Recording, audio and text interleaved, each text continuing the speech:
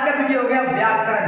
व्याकरण को इंग्लिश में क्या कहा जाता है ये तो आप लोगों को पता होगा, ये बताने की जरूरत नहीं है, फिर भी एक नजर आप लोग देख लीजिए। व्याकरण को इंग्लिश में ग्रामर कहा जाता है। इस वीडियो में आप लोग के लिए लाए काफी इंपोर्टेंट टॉपिक वर्णों के उच्चारण स्थान। ये टॉपिक से लगभग हर एक एग्जाम में 5 नंबर का पूछा जाता है। आप लोग अगर ये वीडियो देख लीजिएगा तो आप लोग को हम गारंटी लेते हैं कि 100% आप लोग का 5 नंबर कहीं नहीं जाने वाला।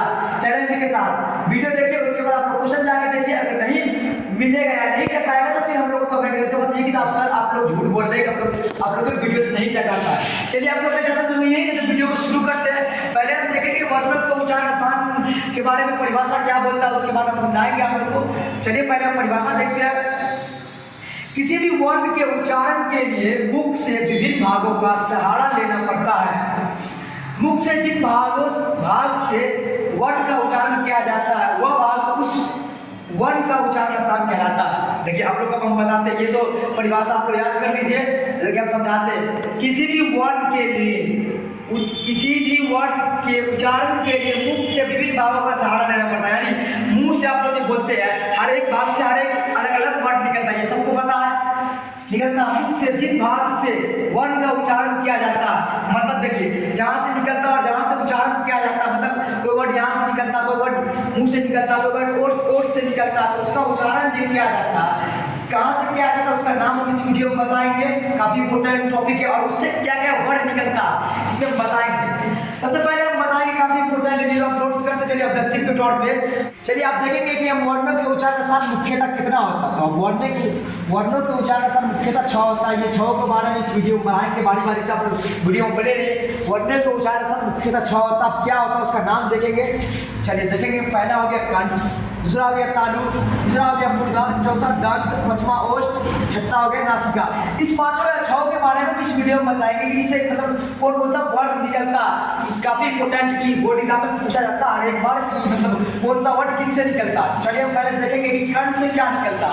कंठ से क वर्ग पूरा निकलता है। तो पहले आप लोग समझ लीजिए कि क वर्ग होता क्या है। अगर आप लोग को बोला जाए क वर्ग के बारे में लिखिए, क वर्ग में क, ख, ग, घ, अ, ये सब क वर्ग हो गया।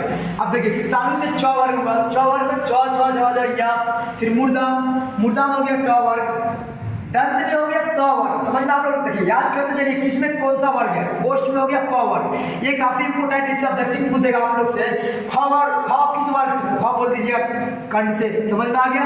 अगर छ बोल देगा तो किस वर्ग से, तालु से, समझ में आ गया। आप लोग याद करते चलिए हम बताते हैं कि वर्ग के अलावा और कौन सा सेंटेंस जो निकलता है कंठ, तालु, मुर्दा, दंत, ओष्ठ से। पहला देखेंगे हम कंठ से तो क वर्ग पूरा हो गया, उसके बाद निकलता अ, आ तथा ह। ये भी इंपोर्टेंट है, काफी इंपोर्टेंट। आप याद करिए, आप लोग के एग्जाम में काफी तरह यही दिया रहता है कि ह किस वर्ग से निकलता है तो कंठ से, अ किस वर्ग से तो कंठ से। ये इंपोर्टेंट, ये जो एक्स्ट्रा दिया हुआ है ये आप लोग याद करते चलिए, ये काफी इंपोर्टेंट है। आप देखिए तालु से च वर्ग तो पूरा निकलता है तालु से। उसका देखेंगे हर्षई, दुर्गई, य तथा श। देखिए कौन सा श हो गया, तलव श। ये तलव श हो गया जो कि किससे निकलता है, तालु से। च वर्ग पूरा, हर्षई, दुर्गई, य तथा श। एग्जाम में पूछ देगा य कौन सा वर्ग से तो तालु से। आप लोग याद करते चलिए और वीडियो को रोक के आप लोग लिख सकते, पॉज करके आप लोग लिख सकते। समझ में आ गया। चलिए आप देखेंगे हम लोग मुर्दा से च वर्ग पहले बता दिए, च वर्ग निकलता और ऋषि, र, श तथा म। देखिए यहाँ पे भी ये सब इंपोर्टेंट काफी है। अगर आप लोग से पूछ देगा ऋषि कौन सा वर्ग से तो मुर्दा से, मतलब ऋषि जो है किससे निकलता तो मुर्दा से। समझ में आ गया। और देखिए दंत से त वर्ग पूरा, ल तथा श, ये सब निकलता दंत से। देखिए ओष्ठ से हो गया प वर्ग, हर्षऊ, दुर्गऊ, ये निकलता किससे, हर्षऊ, दुर्गऊ किससे निकलता है, हर्षऊ, दुर्गऊ, ओष्ठ से निकलता है। चलिए देखिए ये तो हो गया किससे क्या निकलता है। आप लोग को हम बताते हैं, याद किस तरह से कीजिए कि आप लोग भूलिएगा नहीं। एक ट्रिक होता है जो कि हम लोग को भी सर पढ़ाए थे, इस ट्रिक से हम लोग को आज भी याद है। चलिए अब हम लोग को पहले हम बताते हैं आप लोग के हैंड से। आप लोग को आपके हाथ में तो 5 वाली सबको ही था, मैक्सिमम किसी 5 से ज्यादा तो किसी को होता नहीं है, सबको पता है। पहले देखिए गिन लीजिए 1 2 3 4 5, ये तो सबको पता। अब इसमें देखिए पहला कंठ, तालु, मुर्दा, दंत, ओष्ठ, ये तो सबको पता। इससे याद कीजिए कंठ, तालु, मुर्दा, दंत, ओष्ठ। अब याद करने का हम ट्रिक बताते हैं। कंठ से क्या बोले थे, कंठ से क वर्ग पूरा, क ख ग घ अलग के बाद क्या आएगा च, फिर एक कंठ के बाद तालु में आ जाएंगे, तालु, उसके बाद गुर्दा, उसके बाद दंत, उसके बाद ओठ। तो क से क वर्ग पूरा, तालु से च वर्ग पूरा, गुर्दा से च वर्ग पूरा, दंत से क वर्ग पूरा, ओठ से क वर्ग पूरा। समझ में आ गया? इस तरह से अगर याद कीजिएगा आप लोग फिंगर के हिसाब से तो आप लोग बोर्ड एग्जाम में नहीं भूलने वाले। समझ में आ गया? चलिए इससे हम आगे बताते हैं थोड़ा सा। ये आप देखिए, अब तो हम बताते हैं इसको आप लोग मतलब वीडियो को पॉज कर लीजिए, देख लीजिए, क्योंकि एग्जाम में आप लोग के बोर्ड एग्जाम में पूछा जाता है किस तरह से ऑब्जेक्टिव आप लोगों को बता दिए कि अब पूछेगा र किससे निकलता था मुर्दा से, ल किससे निकलता दंत से। इसके बाद हम आप लोग के लिए एक वीडियो लाएंगे ऑब्जेक्टिव वीडियो, जिसमें एग्जाम में किस तरह से पूछा जाता है आप लोग को पूरी तरह से डॉट क्लियर कर देगा। उम्मीद है कि आप लोग को ये वीडियो काफी पसंद आया होगा।